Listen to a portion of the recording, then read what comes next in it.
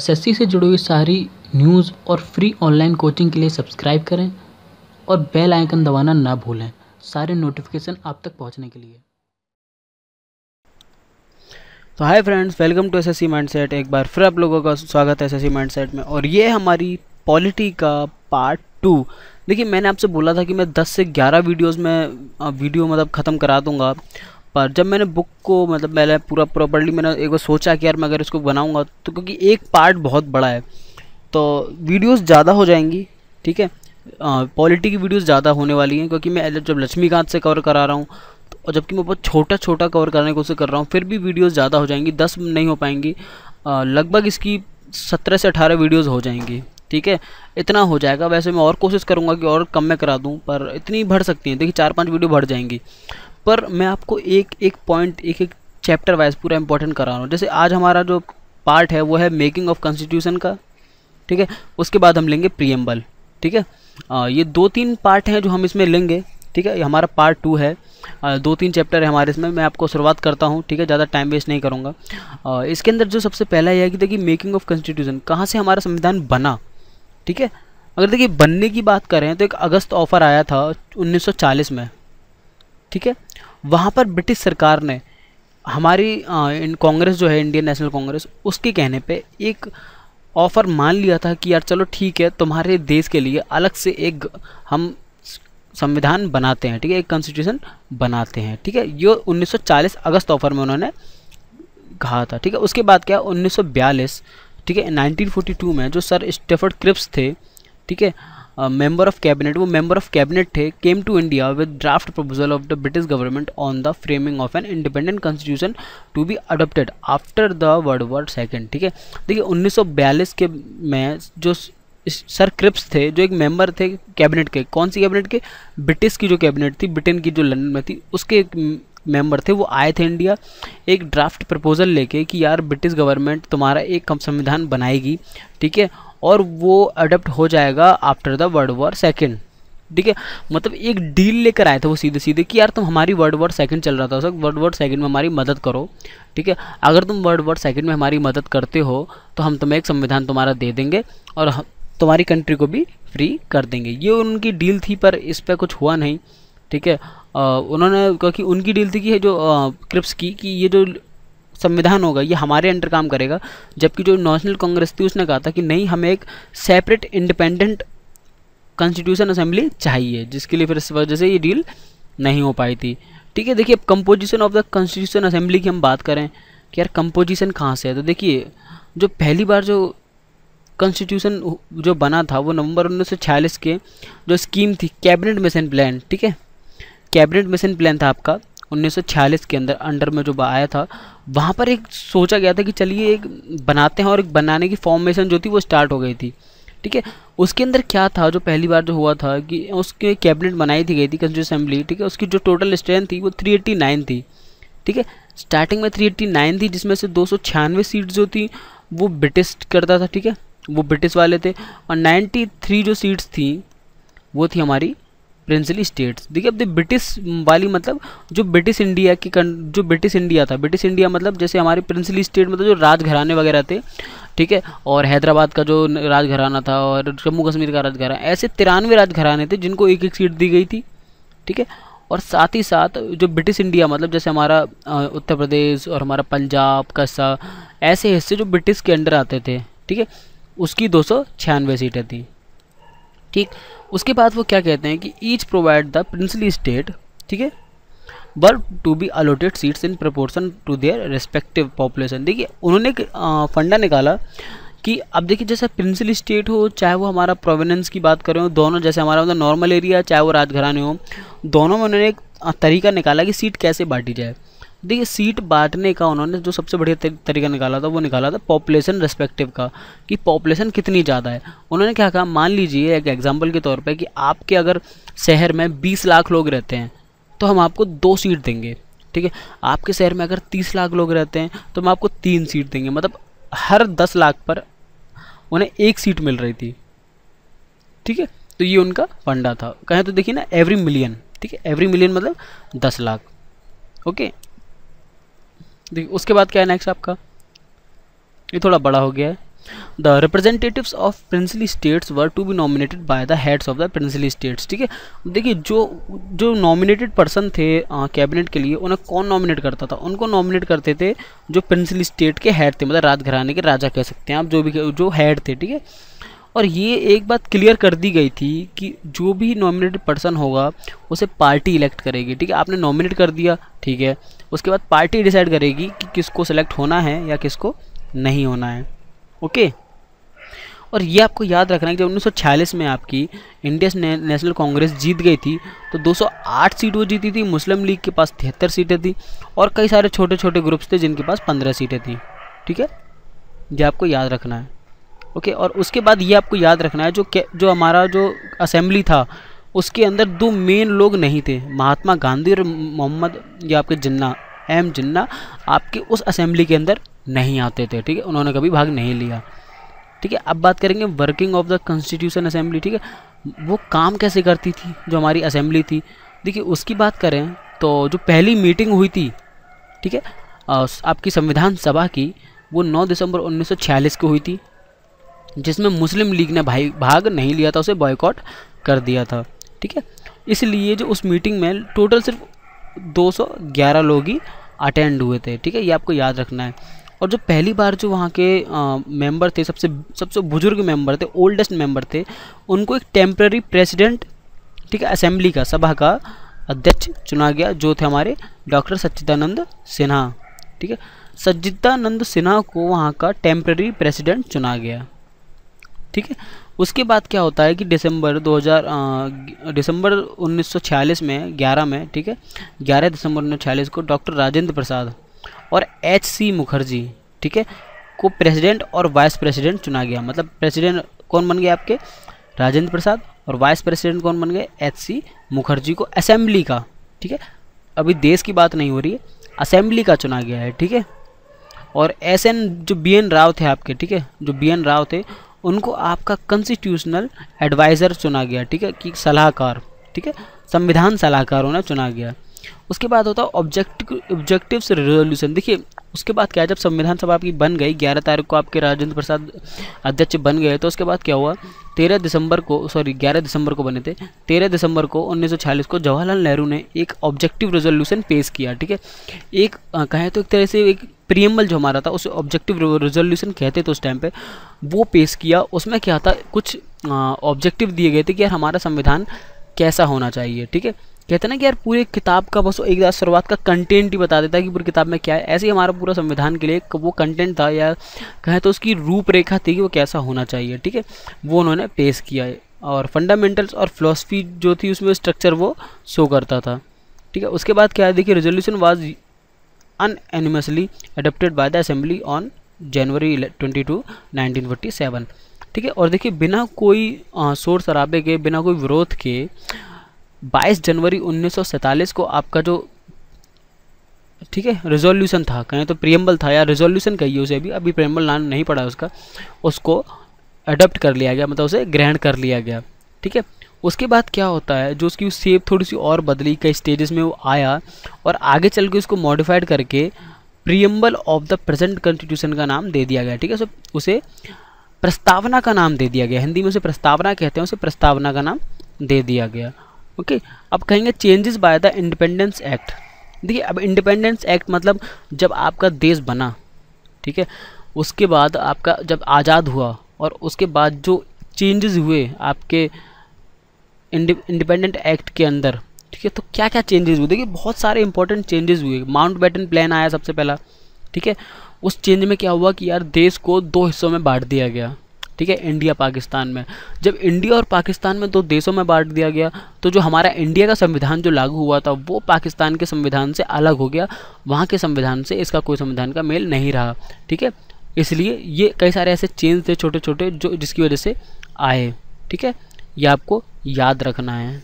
ठीक है, और मेन चीज़ ये भी थी, जितनी भी राजघराने जो हमारे असेंबली से दूर रहते थे, ठीक है, संविधान जब हमारा इंडिपेंडेंट एक्ट आया तो वो सारे जो राजघराने जो दूर रहते उन्होंने असेंबली को ज्वाइन कर लिया, मतलब समर्पण कर दिया।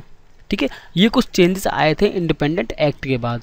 उसके बाद आता है देखिए अदर फंक्शन परफॉर्म, कई सारे और भी सारे फंक्शन थे जो संविधान जब बन रहा था उस वक्त किए गए। ठीक है, जैसे एडिशनल हम बात करें तो सबसे पहला तो ये था कि जो कॉमनवेल्थ थी, ठीक है, ऑर्गेनाइजेशन थी, मई 1949 को इंडिया ने उसकी मेंबरशिप हासिल कर ली। ठीक है, और फिर 22 जुलाई 1947 को हमारा जो झंडा था, नेशनल फ्लैग था, वो अपनाया गया। ठीक है, 22 जुलाई 1947 को आपको याद रखना है।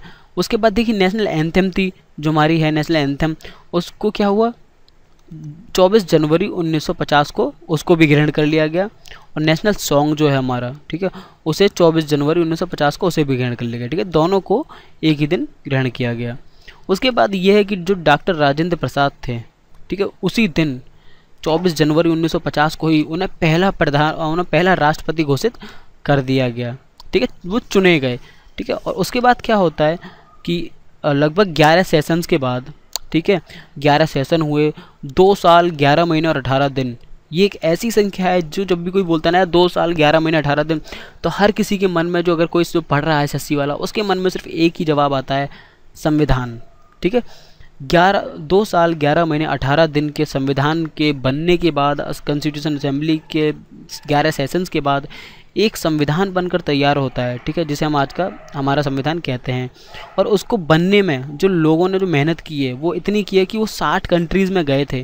ठीक है, टोटल 60 कंट्रीज़ में जाकर वहाँ की अच्छी अच्छाइयों को लेकर उन्होंने, और ठीक है, ड्राफ्ट जो कॉन्स्टिट्यूशन था, ड्राफ्ट कमीशन थी, वो गई थी और लगभग 114 दिन, ठीक है, उन्होंने सिर्फ 60 कंट्रीज़ में जाने में लगा दिए। और उसके ऊपर जो उस टाइम पे जो खर्चा आया था वो 64 लाख रुपए आया था।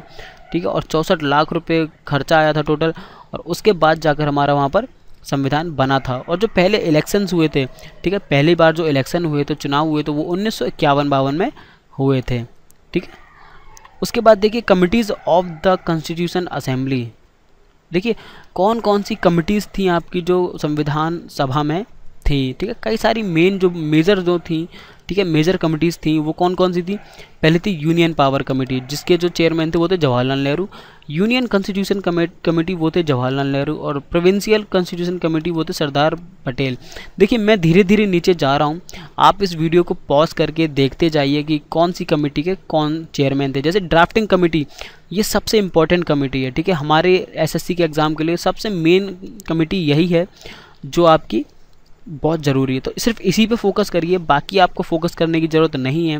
ठीक है, सिर्फ इसी पर आपको फोकस करना है। बाकी आप सिर्फ एक बार नाम पढ़ लीजिए, उतना काफ़ी है। ठीक है, बाकी आपको किसी से कोई मतलब नहीं है। आपका जो मेन फोकस होना चाहिए वो ड्राफ्टिंग कमेटी पर होना चाहिए।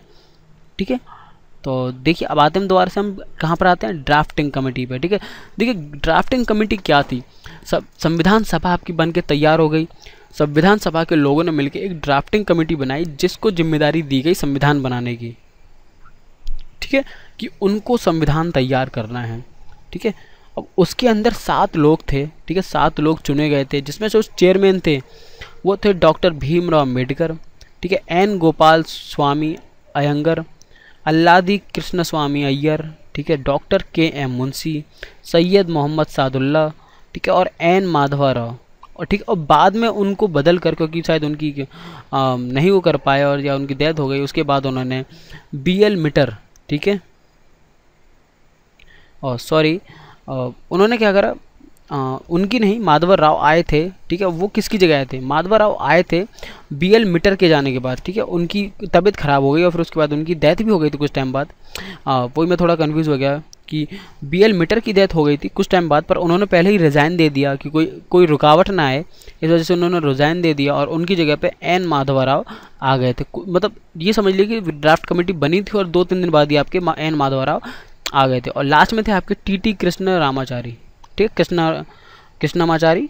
और इन्होंने रिप्लेस किसको किया था, वो किया था डी.पी. खैतान को। देखिए खैतान के पंखे आते हैं तो आप वहाँ से याद रख सकते हैं कि इन्होंने टीटी ने रिप्लेस किया था डीपी को, वो भी उनकी डेथ के बाद, वो हुई थी 1948 में। ठीक है, तो ये चीज़ आपको याद रखनी है। उसके बाद देखिए आपका आता है इनएक्टमेंट ऑफ कॉन्स्टिट्यूशन। ठीक है। एनेक्टमेंट का कॉन्स्टिट्यूशन मतलब क्या क्या जुड़ा कॉन्स्टिट्यूशन में और क्या जुड़कर क्या तैयार हुआ, ठीक है। तो देखिए आपका जो संविधान था वो 26 नवंबर 1949 को आपका वो एडप्ट हुआ था, मतलब ग्रहण किया गया था, माना गया था। और उस वक्त उसके अंदर 395 आर्टिकल और 8 शेड्यूल थे, ठीक है। ये भी आपको याद रखना है। The preamble was enacted after the entire constitution was already enacted, ठीक है। और देखिए जो प्रियम्बल थी ना, उसे कब अडॉप्ट किया गया, उसे अडॉप्ट किया गया कब, जब आपका पूरा संविधान पहले ही इकट्ठा कर लिया गया था, पहले इनेक्ट कर लिया गया था। उसके बाद देखिए क्या आपका जो डॉक्टर भीमराव अम्बेडकर थे ना, वो आपके लॉ मिनिस्टर थे, साथ ही साथ वो कह सकते हैं एक तरह से पायलट थे ड्राफ्ट कॉन्स्टिट्यूशन असेंबली के, ड्राफ्ट सभा के। और उन्हें ही father of the constitution of India, संविधान के पिता के नाम से जाना जाता है। वो एक ब्रिलियंट राइटर थे, कॉन्स्टिट्यूशनल एक्सपर्ट थे, ठीक है। और शेड्यूल कास्ट के भी वो लीडर कहलाते थे, पूना एक्ट आपको याद होगा। और chief architect of constitution of India के नाम से वो जाने जाते थे, या फिर उन्हें मॉडर्न मनु भी कह सकते हैं। मॉडर्न मनु देखिए क्या मतलब है, पहला जो हमारा लॉ बना था धरती पर वो कहते हैं कि मनु ने बनाया था, ठीक है। और उसके बाद जो दूसरा हमारे इंडिया में निकल कर आया वो बना था भीमराव अम्बेडकर के हाथ से, तो उन्हें मॉडर्न मनु भी कहा जाता है, ओके। और इसके बाद अगर हम आगे बढ़ें तो देखिए आगे बढ़ने पे आपको क्या मिलता है, इन्फोर्समेंट ऑफ द कॉन्स्टिट्यूशन, ठीक है। देखिए वो कब आपका लागू हुआ। अब लागू करने की बात करें तो देखिए आपका संविधान भी 2 स्टेजेस में लागू हुआ था। कुछ ऐसे नियम थे जो एडप्ट करते वक्त ही, हमारे देश आज़ाद होते वक्त ही लागू हो गए थे, और कुछ ऐसे थे जिनको 26 जनवरी 1950 को लागू किया गया, ठीक है, जो वो फोर्स में आए। कौन कौन से ऐसे आर्टिकल देखिए, अब तो फंडामेंटल राइट्स हुआ आपका, ठीक है, यूनियन टेरिटरीज हुआ, ये ऐसे कुछ आपके रूल्स थे। आर्टिकल 5, 6, 7, 8, 9, 60, 324, 366, ठीक है, और 380, 388, ऐसे कुछ ऐसे आर्टिकल्स थे जो पहले ही 26 नवंबर 1949 को ही पावर में आ गए, और बाकी जो आपके थे वो 26 जनवरी 1950 को आए, ठीक है। और देखिए 26 जनवरी 1950 को हमारा संविधान इसलिए लागू किया क्योंकि 1930 में 26 जनवरी 1930 को ही पूर्ण स्वराज का सपना देखा गया था, ठीक है। पूर्ण स्वराज का मतलब आज़ादी का सपना देखा गया था, और वो हुआ था आपके लाहौर सेशन में, ठीक है। जो लाहौर का जो आपका हुआ था, मीटिंग हुई थी इंडियन नेशनल कांग्रेस की दिसंबर 29 को, ठीक है।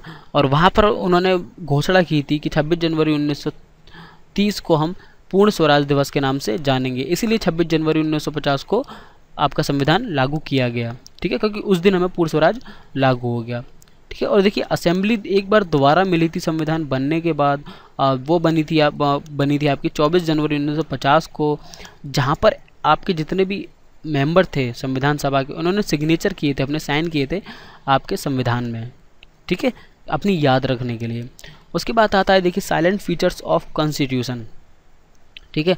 कुछ ऐसे साइलेंट फीचर्स भी थे संविधान के जिनको हमें जानना ज़रूरी है। पहली बात तो ये कि जो आपका संविधान था वो कई सारे देशों से लिया गया है, ठीक है, और वहाँ से जाकर आपका एक संविधान निकल कर आया है, ठीक है। अब देखिए कई सारे अमेंडमेंट भी हुए, मतलब कई सारे सुधार हुए, और उन सुधारों से जाके आपका मतलब कहते हैं ना अपडेशन हुआ उनका, कई सारा अमेंडमेंट को आप अपडेशन के नाम से समझ सकते हैं, सुधार हुआ, और वहाँ पर जाके आपका एक नया संविधान निकल कर आया, जैसे 7वां, 42वां, 44वां, 73वां और 74वां अमेंडमेंट, ठीक है। ऐसे कई सारे अमेंडमेंट हुए, और यहाँ तक कि जो 42वां अमेंडमेंट है उसे मिनी कॉन्स्टिट्यूशन कहते हैं, उसे छोटा संविधान भी कहते हैं, क्योंकि 42वें जो संशोधन हुआ था, 42वें संशोधन में इतने ज़्यादा बदलाव किए गए थे आपके संविधान में, इतने ज़्यादा चीज़ें जोड़ी गई थी संविधान में कि उसे आपका छोटा संविधान भी कहते हैं, ठीक है।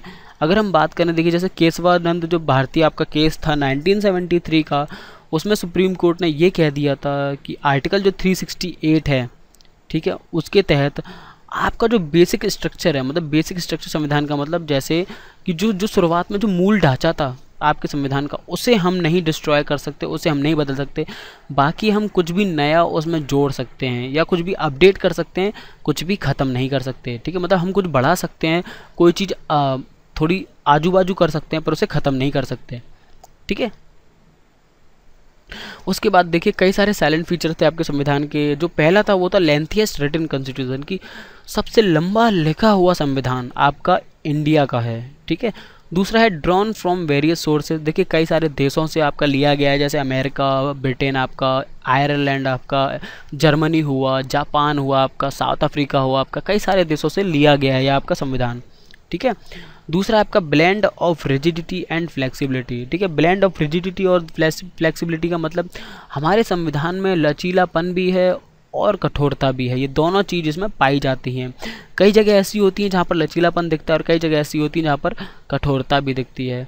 ठीक है। और फेडरल सिस्टम विद यूनिटरी बायस। देखिए अब इसे आप कह सकते हैं क्वेसी फेडरल, और क्वेसी फेडरल एक ऐसा वर्ड है जो बहुत इंपॉर्टेंट है, आपके एग्जाम पॉइंट ऑफ व्यू से पूछा जाता है क्वेसी फेडरल का मतलब क्या है। देखिए क्वेसी फेडरल का मतलब होता है ये कि जो आपका संविधान है, ठीक है, वो दो स्टेजेस में काम करता है कि यार वो फेडरल तो है दिखने में पर वो यूनिटरी है अंदर से। फेडरल का मतलब कि हाँ यार उसमें दो स्टेजेस में है यार, उसमें एक यूनियन भी है और एक आपकी स्टेट भी है। ठीक है, कि एक आपका राज्य है, एक आपका देश है। ठीक है, दो तरह से वो स्टेजेस में काम करता है, दो पावर्स बटी हुई हैं। ठीक है, स्टेज की आपकी स्टेट की पावर अलग है, यूनियन की पावर अलग है, ऐसे है। पर अगर बात करें हम सिटीजनशिप की या फिर सोल की, तो वो हमारा सिंगल है। हम इंडियन सिटीजनशिप ही हैं, हम यूपी सिटीजनशिप नहीं रखते। ठीक है, या दिल्ली सिटीजनशिप नहीं रखते। तो इस तरह से हम इसे क्वेसी फेडरल कहते हैं। ठीक है, फिर आपका आता है पार्लियामेंट्री फॉर्म ऑफ गवर्नमेंट। ठीक है, पार्लियामेंट्री फॉर्म ऑफ गवर्नमेंट की बात करें तो यह आपका ब्रिटेन से लिया गया था। ठीक है, पार्लियामेंट्री की जो फॉर्म थी गवर्नमेंट की, कि एक हमारी पार्लियामेंट भी, संसद भी होनी चाहिए। ठीक है, ये भी आपका साइलेंट फीचर है। उसके बाद है synthesis of parliament sovereignty and judiciary supremacy. देखिए यहाँ पर क्या है, आपकी सिंथेसिस मतलब दो चीज़ें हैं, एक आपकी अमेरिका से ली गई है और एक आपकी थोड़ी सी ब्रिटेन से ली गई है। देखिए पार्लियामेंट सोवर्निटी है, ये आपकी ब्रिटेन से ली गई है, और जुडिशियल सुपरमेसी ये है कि ये आपकी अमेरिका से ली गई है, पर पूरी तरह से अमेरिका से नहीं ली गई है, थोड़ा सा इसमें भाग चेंज कर दिया है। देखिए वहाँ पर अमेरिका में ये है कि अगर हाई कोर्ट ने कोई फैसला दे दिया तो उसे सुप्रीम कोर्ट नहीं बदल सकता, और सुप्रीम कोर्ट ने कोई फैसला दे दिया तो उसे हाई कोर्ट नहीं बदल सकता। पर यहाँ पर ऐसा नहीं है। यहाँ पर क्या है कि जो मेन जो कोर्ट है वो है सुप्रीम कोर्ट, उसके अंडर आती है आपकी हाई कोर्ट, और उसके अंडर आती है आपकी डिस्ट्रिक्ट कोर्ट। ठीक है, तो ये है synthesis of parliament sovereignty and judiciary supremacy.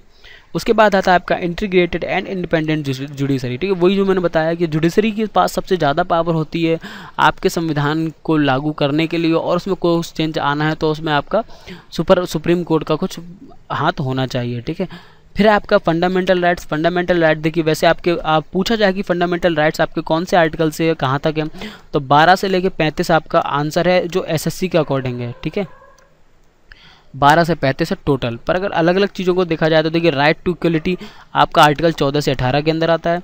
Right to freedom आपका 19 से 22 के अंदर आता है। ठीक है, राइट अगेंस्ट एक्सप्लॉयटेशन आपका आर्टिकल 23-24 में आते हैं, और right to freedom of religion का आर्टिकल 25, 26, 27 और 28 में आते हैं। ठीक है, कल्चर एंड एजुकेशनल राइट आपका 29 और 30 में आते हैं, और जो आपका राइट टू कॉन्स्टिट्यूशनल रेमेडीज थी वो आपकी आर्टिकल 32 में आती हैं। ठीक है, उसके बाद अगर हम बात करें तो आपका जो नेक्स्ट है वो है डीपीएसपी। ठीक है, directive principles of state policy. अगर इसकी हम बात करें तो according to Bhimrao Ambedkar the directive principle of state policy is a novel feature of the Indian. देखिए भीमराव अम्बेडकर के हिसाब से जो आपकी डीपीएसपी है वो हमारी आप संविधान की एक नोवल फीचर है। ठीक है, कहें तो एक तरह से सोल है। ठीक है, उनके अकॉर्डिंग ये पार्ट 4 के अंदर आती हैं आपकी। ठीक है, पार्ट 4 है आपका संविधान में, उसके अंदर आपकी आती हैं। ठीक है, फिर आपकी होती है फंडामेंटल ड्यूटीज़। देखिए फंडामेंटल ड्यूटीज़ क्या है, ये पहले नहीं थी, बाद में जोड़ी गई हैं इसे। ठीक है, और ये 42वें संविधान के अंदर आई हैं। ठीक है, और उसके बाद क्या है, एक 86 कॉन्स्टिट्यूशनल अमेंडमेंट हुआ जहाँ पर एक और फंडामेंटल ड्यूटी जोड़ दी गई। ठीक है, और टोटल फिर आपकी इसमें जो थी वो लगभग 11 थी, और ये आपकी पार्ट 4A में पाई जाती हैं। ठीक है, पार्ट 4A के अंदर। ठीक है, डीपीएसपी पार्ट 4 और पार्ट 4 उसी के अंदर आपका फंडामेंटल ड्यूटीज़ भी आती हैं। ठीक है, फिर आपका आता है सेकुलर स्टेट। सेकुलर स्टेट का मतलब देखिए आपका जो क्या है, ये एक सेकुलर वर्ड है जो आपका जोड़ा गया था प्रियम्बल में आपके 42वें संविधान में ही। ठीक है, और कई सारे ऐसे वर्ड थे जो आपके जोड़े गए थे, और इसीलिए हम इसे सेकुलर स्टेट हमारी को कहते हैं। ठीक है, सेकुलर स्टेट का मतलब आप ये कह सकते हैं कि यहाँ पर सबको समानता का पूरा अधिकार दिया जाता है। ठीक है, फिर उसके बाद है यूनिवर्सल एडल्ट फ्रेंचाइजी। देखिए यूनिवर्सल एडल्ट फ्रेंचाइजीज का मतलब है कि यहाँ पर वोटर जो है वो 18 साल से ऊपर का ही रखता है, 18 साल से कम के लोगों को आपके पॉलिटिक्स में या फिर आपके संविधान में इतना महत्व नहीं दिया जाता, वोट का देने का उन्हें हक नहीं है। फिर ठीक है, अब नेक्स्ट है आपका सिंगल सिटीजनशिप। ठीक है, सिंगल सिटीजनशिप की अगर हम बात करें तो सिंगल सिटीजनशिप का आपको मैं बता ही चुका हूँ कि यहाँ पर हर कोई सिर्फ इंडियन सिटीजन है, उसे स्टेट की सिटीजनशिप नहीं चाहिए। और फिर उसके बाद देखिए इंडिपेंडेंट बॉडीज़ आती हैं आपकी संविधान के अंदर ही, कई सारी ऐसी इंडिपेंडेंट बॉडीज़ हैं जो आपके संविधान के अंदर आती हैं, जैसे आपकी इलेक्शन कमीशन हुई आपकी, ठीक है, CAG हैं। देखिए ये इंडिपेंडेंट बॉडी का मतलब इन्हें संविधान कंट्रोल नहीं करता, ये संविधान से थोड़ा सा परे, ये संविधान के अंदर इतनी नहीं आती है, ठीक है, इन्हें इंडिपेंडेंट बॉडीज़ कहते हैं। उसके बाद है आपका UPSC, ठीक है, और फिर स्टेट पब्लिक सर्विस कमीशंस, ठीक है, ये आपकी इंडिपेंडेंट बॉडी जो आपके संविधान में लिखी हुई है, ठीक है, पर ये संविधान के अंदर ज़्यादा मानी नहीं जाती, ठीक है। उसके बाद है इमरजेंसी प्रोविज़न, ठीक है, इमरजेंसी प्रोविज़न आपका पता है जर्मनी से लिया गया था, ठीक है। 3 प्रकार की इमरजेंसी होती हैं आपकी, एक तो होती है वॉर इमरजेंसी, ठीक है, नेशनल इमरजेंसी, फिर एक आपकी होती है स्टेट इमरजेंसी, जो स्टेट में अगर आपको देखा राष्ट्रपति शासन लागू हो जाता है वो, और एक आपकी होती है फाइनेंशियल इमरजेंसी, ठीक है। ये 3 प्रकार की इमरजेंसी थी जो जर्मनी से ली गई थी। और उसके बाद आपकी 3 टायर गवर्नमेंट, देखिए 3 टायर गवर्नमेंट, पहले देखिए 2 प्रकार की गवर्नमेंट थी आपकी, स्टेट गवर्नमेंट और यूनियन गवर्नमेंट, मतलब सेंट्रल सरकार और एक स्टेट की सरकार। और उसके बाद एक तीसरी सरकार जुड़ गई जिसके हम कहते हैं रूरल लोकल डेवलपमेंट या फिर रूरल लोकल गवर्नमेंट, ठीक है, जिसको हम कहते हैं पंचायत, ठीक है। ये 3 गवर्नमेंट अब इसलिए 3 लेयर में काम करती हैं, पहली लेयर, ठीक है, पहली लेयर आपकी, दूसरी लेयर और फिर तीसरी लेयर, ठीक है। ऐसे 3 लेयर में काम करती हैं, पहली होती है आपकी सेंट्रल, दूसरी होती है आपकी स्टेट और तीसरी होती है आपकी पंचायत, ठीक है। अब देखिए आपके कौन कौन से शेड्यूल में आपका क्या क्या है। देखिए अगर पहले शेड्यूल की बात करें तो पहले शेड्यूल में सिर्फ आपके स्टेट्स के नाम और आपके टेरिटोरियल जुडिशरीज हैं, ठीक है, और नेम ऑफ यूनियन टेरिटरीज और उसके जो नाम है वो हैं, ठीक है। उसके बाद देखिए सेकंड शेड्यूल के अंदर आपका आता है जितने भी अलाउंसेज हैं, प्रिविलेजेस हैं जो उनको सबको मिले हैं वो, ठीक है। जैसे हम कहें तो प्रेसिडेंट ऑफ इंडिया है आपका, ठीक है, गवर्नर्स ऑफ स्टेट्स, आपके स्पीकर्स, ठीक है, जितने भी आपके क्या था पद हैं वो आपके इसी के अंदर आते हैं सेकंड शेड्यूल के अंदर। थर्ड शेड्यूल के अंदर आती हैं आपकी जो शपथें हैं, ठीक है, कौन कौन शपथ लेता है, क्या क्या शपथ लेता है, वो सब आपका इसके अंदर आता है। जैसे यूनियन मिनिस्टर्स की शपथ, कैंडिडेट ऑफ इलेक्शंस की शपथ, मेंबर ऑफ पार्लियामेंट की शपथ आपकी, जज की शपथ आपकी, ठीक है, ये सारी आपकी इसके अंदर आती है। देखिए फोर्थ जो शेड्यूल है आपका वो आता है आपका सीट का बंटवारा राज्यसभा में कैसे होता है, ठीक है, ये आपका फोर्थ शेड्यूल के अंदर आता है। और फिफ्थ शेड्यूल के अंदर आपका आता है provisions relating to the administration and control of schedule area, ठीक है। ये जो शेड्यूल एरिया जो शेड्यूल ट्राइब्स हैं उनको कैसे कंट्रोल रखना और उनमें कैसे सरकार चलानी वो आपका फिफ्थ शेड्यूल के अंदर आता है। और देखिए सिक्स्थ शेड्यूल के अंदर आपका आता है मेघालय, त्रिपुरा और मिजोरम और असम, ठीक है, इनके ट्राइबल एरियाज़ को कैसे चलाना है, ठीक है। उसके बाद आपका आता है सेवन्थ शेड्यूल, ठीक है। सेवन्थ शेड्यूल की हम अगर बात करें तो इसके अंदर आते हैं आपके पावर का बंटवारा, ठीक है, आपकी ताकत के बंटवारे, ठीक है, यूनियन और स्टेट के बीच में, ठीक है, ये आपका 7 शेड्यूल में आता है। 8th शेड्यूल की हम बात करें तो जो भाषाएं हैं आपकी, ठीक है, 8वें शेड्यूल के अंदर आती हैं आपकी भाषाएं, ठीक है, 22 भाषाएं हैं हमारी, ठीक है, आज के टाइम पे। और आपको ये याद रखना है कि हमारी कोई भी नेशनल लैंग्वेज नहीं है, हमारी राष्ट्रीय भाषा कोई नहीं है। हमारी इंडिया में सिर्फ ऑफिशियल लैंग्वेज है, नेशनल लैंग्वेज नहीं है। ऑफिशियल लैंग्वेज जो है हमारी वो है हिंदी, सेकंड ऑफिशियल लैंग्वेज है इंग्लिश, पर हमारी कोई भी राष्ट्रीय भाषा या नेशनल लैंग्वेज नहीं है, ठीक है। 9th शेड्यूल आपका है एक्ट एंड रेगुलेशन, ठीक है, of the legislature dealing with the land reforms, ठीक है, जमींदारी सिस्टम आपका, पार्लियामेंट्री डीलिंग जो अदर मैटर से करते हैं, ठीक है। और आपके मतलब जितने भी आपके जो एक्ट और रेगुलेशन है वो 9th शेड्यूल के अंदर आते हैं। 10th शेड्यूल के अंदर आपका आता है disqualification of the member of parliament, ठीक है, जो मेंबर ऑफ पार्लियामेंट के जो रूल्स वगैरह हैं वो सब इसके अंदर आते हैं, ठीक है। 11th शेड्यूल है आपका जो भी पावर्स अथॉरिटीज़ मिलती हैं पंचायत को और सारे मैटर्स के लिए, वो आपका 11th शेड्यूल के अंदर आती हैं। और 12th शेड्यूल के अंदर आपका आता है power authorities of the municipalities की सारी पावर्स, ठीक है। उसके बाद देखिए सोर्स ऑफ द कॉन्स्टिट्यूशन आपका कहाँ कहाँ से लिया गया था, ठीक है। देखिए संविधान कहाँ कहाँ से कौन कौन से देशों से मिलके बना है ये भी आपको जानना ज़रूरी होता है। सबसे पहले तो आपको ये जानना है कि गवर्नमेंट ऑफ इंडिया जो एक्ट था 1935 सबसे ज़्यादा पार्ट उसी में से लिया गया है। देखिए फेडरल स्कीम उसी में ऐसा आई, office of governor, judiciary, public service commissions, emergency provisions, administrative details, ये सब वहीं से आया। फिर आपका आता है ब्रिटिश संविधान, ठीक है, जो अंग्रेज़ों का संविधान था उसके अंदर आता है parliamentary government, rule of law, legislative procedure, single citizenship, cabinet system, ठीक है, ये सब उसके अंदर आते हैं। और पार्लियामेंट्री सिस्टम भी उसी के अंदर आता है। और उसके बाद आता है आपका अमेरिका का संविधान, यूनाइटेड स्टेट्स का संविधान, उसके अंदर लिया गया आपका फंडामेंटल राइट्स वहाँ से आए, इंडिपेंडेंस ऑफ जुडिशरी, ठीक है, अब जजों का जो एकदम इंडिपेंडेंट होना, judicially review, impeachment of the president, ठीक है, इम्पीचमेंट मतलब जो माफ़ीनामा होता है वो, रिमूवल ऑफ सुप्रीम कोर्ट, ठीक है, एंड हाई कोर्ट जजेस, ठीक है, ये सब आपका यूएस कॉन्स्टिट्यूशन से आया। और आयरिश मतलब आयरलैंड, ठीक है, आयरलैंड के संविधान से आया आपका डीपीएसपी, ठीक है, डीपीएसपी और nomination of members of Rajya Sabha, ठीक है, राज्यसभा के मेंबर्स को नॉमिनेट करने का मेथड और इलेक्शन ऑफ प्रेसिडेंट जो है वो आपका आयरलैंड से आया है। कनाडा से आपका आया है फेडरेशन विद स्ट्रॉन्ग सेंटर, ठीक है, फेडरेशन एक सेंटर के साथ, vesting of residuary powers to the centre, appointment of the state governors by the centre and advisory judiciary, ठीक है, गवर्नर्स जो हमारे राज्यों के होते हैं उनका कैसे इलेक्ट होना है, अपॉइंटमेंट होना है, फेडरेशन हमारा, ये सारी चीज़ें कनाडा से आई। उसके बाद आता है आपका ऑस्ट्रेलिया, ठीक है, ऑस्ट्रेलिया में आपका आता है कॉन्करेंट लिस्ट, ठीक है, वो ऑस्ट्रेलिया से आई थी। Freedom of trade, commerce and intercourse, joint sitting in the 2 houses, parliamentary, जो 2 हाउसेस थे आपके पार्लियामेंट के वो भी यहीं से आए हैं। फिर आपका आता है व्यामार या फिर जर्मनी, जर्मनी से आपका आया है, ठीक है, इमरजेंसी, ठीक है, मतलब कौन कौन से फंडामेंटल राइट्स आपके ख़त्म हो जाते हैं इमरजेंसी के वक्त, ये आपका जर्मनी से आया है। और एक आता है आपका रसिया, ठीक है, यूएसएसआर था पहले वो, अब रसिया हो गया है, सोवियत कॉन्स्टिट्यूशन, वहाँ से आपका आया था fundamental duties, ideal of justice और सॉरी प्रीएम्बल, ठीक है, प्रीएम्बल में सोशल, इकोनॉमिक और पॉलिटिकल भी ये सब चीज़ें उसके अंदर देखी गई, ठीक है। फिर आता है आपका फ्रेंच, ठीक है, फ्रांस की बात करें तो फ्रांस से आया था Republic, ideal of liberty, equality, fraternity in the preamble, ठीक है, ये सारे वर्ड आपके फ्रांस से लिए गए हैं, liberty, equality, fraternity. South African constitution की बात करें तो साउथ अफ्रीका से लिया गया था आपका संशोधन, जो संविधान में जो संशोधन होता है वो आपका साउथ अफ्रीका से लिया गया था। और जापान से लिया गया है procedure stabilise by the law, ये आपके थे। अब हम बात करेंगे हमारी प्रीएम्बल की स्पेशली। देखिए प्रीएम्बल की इंग्रेडिएंट की बात करें, ठीक है, उसके अंदर क्या क्या है, तो उसमें 4 इंग्रेडिएंट होते हैं आपके।